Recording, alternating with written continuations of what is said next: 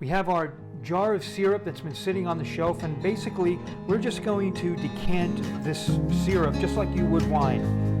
We've got a bunch of niter and sugar sand on the bottom, and we're going to carefully pour it off so we get the clear syrup in the jar and we leave as much of that sugar sand in the big jar as we can. Each boil is going to give you different consistency in your sugar sand. Some will be heavy, some will be light. It changes each time you boil the sap. Just take your time and keep your eye on the bottom of that jar. If you see that cloudiness start to migrate towards the front of the jar, just be careful.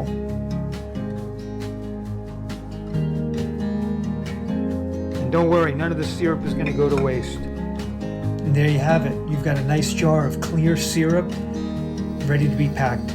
I use a double boiler. It's very safe. You don't have to worry about heating the syrup up too much. You don't have to worry about it boiling over. I like using this candy thermometer because first of all you can see it easily, and also it's nice because it floats inside the jar and it's very easy to deal with. I also use it to stir up the syrup to make sure that heat is moving around. Just be careful not to clink it against the edge of the jar or you may run into trouble. We're at 185, so I'm shutting down my water bath. We've got our decanted or clear maple syrup here, and we're going to do the normal canning process, probably like you've seen in my videos before or someone else's.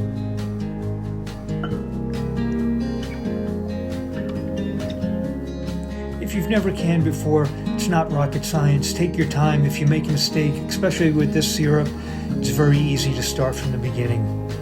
No worries. Make sure that rim is nice and clean. You get a good seal. Got a damp napkin that I'm using to seal those. Get the lids on. We'll turn them on their sides on the counter so we get a good seal.